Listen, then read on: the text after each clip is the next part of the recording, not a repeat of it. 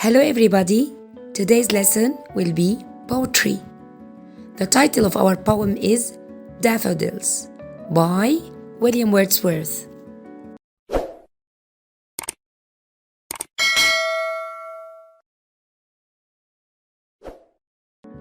Objectives. By the end of this lesson, you will be able to: Number 1. Analyze any poem critically.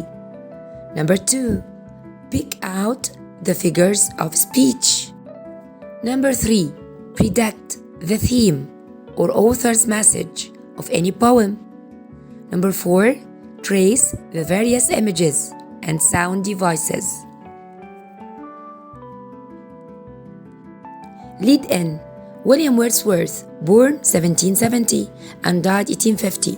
He was born in Cumberland, England, and attended Cambridge University. He was the real founder of Romanticism in England. He was especially fond of writing about the lives and struggles of common people living in the countryside. His first and most important book is Lyrical Ballads, 1798. Then he wrote his poetic autobiography, The Prelude. In 1843, he became the King's Poet or a Poet Laureate. Now, dears, please look carefully at this photo because it summarizes the whole poem. It is about a lake and some daffodils. Daffodils. I wandered lonely as a cloud that floats on high over vales and hills, when all at once I saw a crowd, a host of golden daffodils, beside the lake, beneath the trees, fluttering and dancing in the breeze.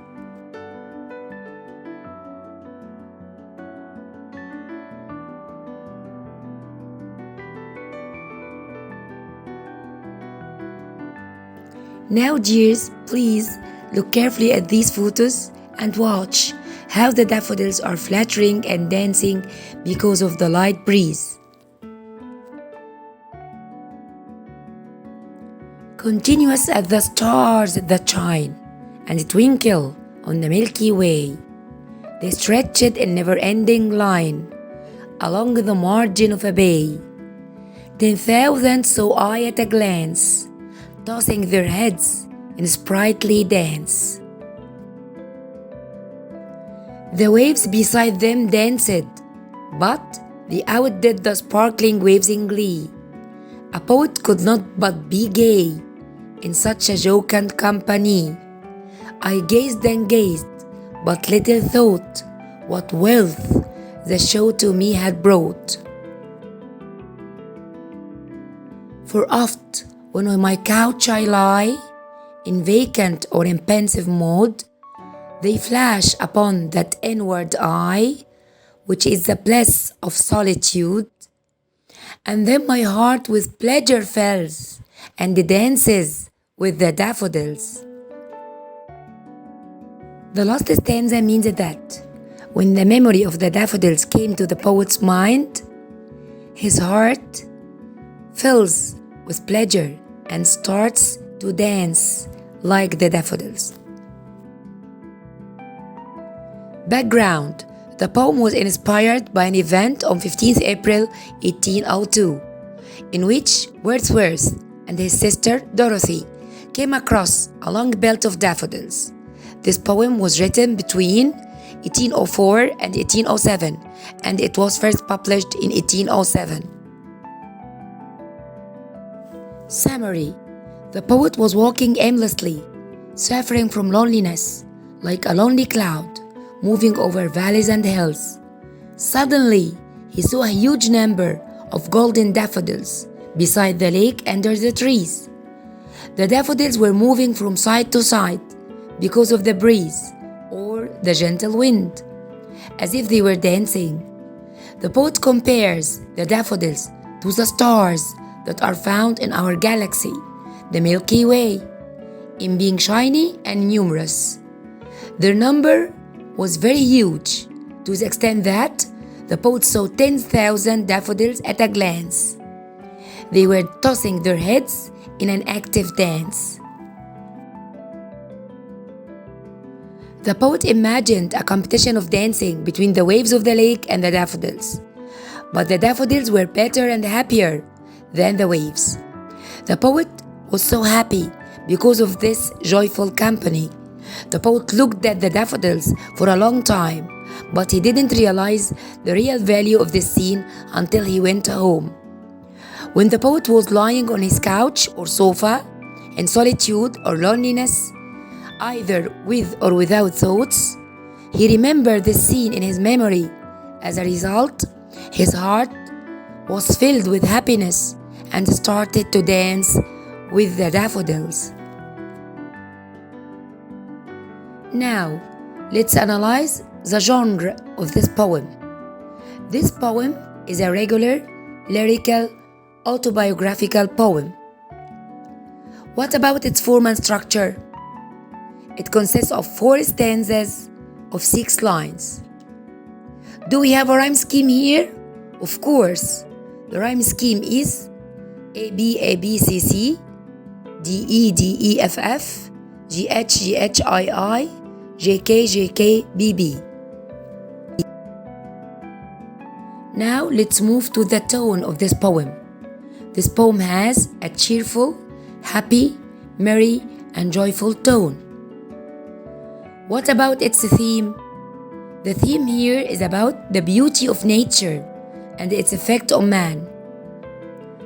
What is the big question here? The big question here is there a connection between man and nature? Now it's time for analyzing the figures of speech. First of all, we have a simile in line 1. I wandered lonely as a cloud. Here, the poet likens himself to a lonely cloud.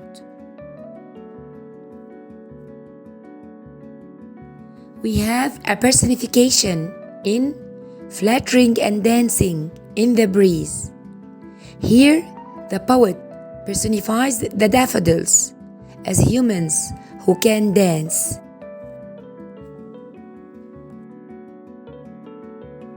There is a contrast between Vales and Hills. The poet brings the two opposite words, Vales and Hills, together to clarify the meaning. Another contrast is found between the words over and beneath. Here, the poet brings the two opposite words, over and beneath, together to clarify the meaning also. Another simile can be found in the line, continuous as the stars that shine. Here, the poet likens the daffodils to the shining stars.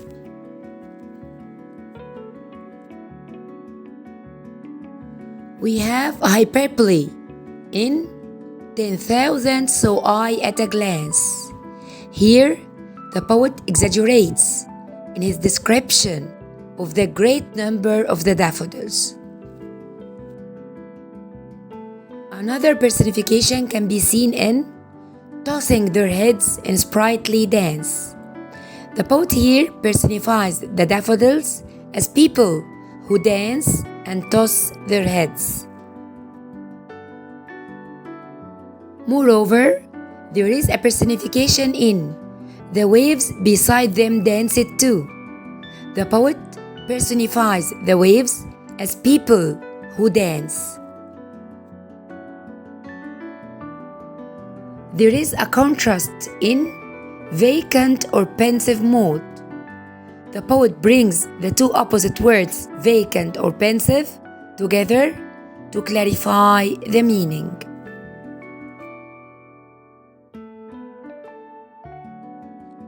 There is a metaphor in my heart with pleasure fills. The poet compares his heart to a container that can be filled.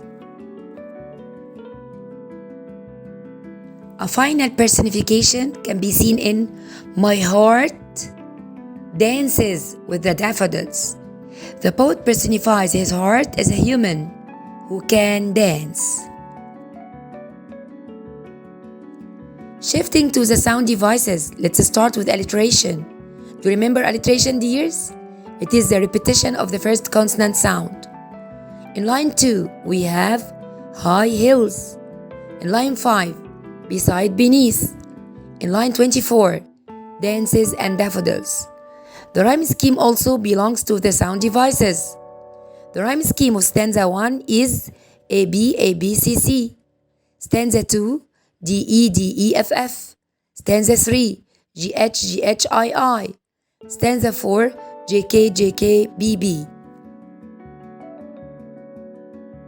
Also, we have a lot of rhyming words, such as cloud, crowd, hills, daffodils, trees, breeze, shine, line, way, bay, glance, dance, they, gay, glee, company, thought, brought, lie, eye, mood, solitude, fills, daffodils.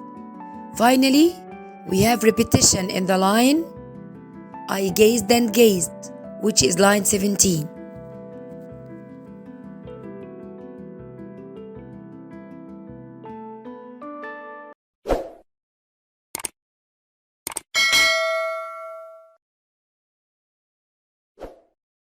Finally, dears, I'd like to thank you very much for your careful listening to my lesson. Actually, I enjoyed this lesson with you, and I hope that all of you have enjoyed it also. Thank you, and see you in the next lesson, inshallah.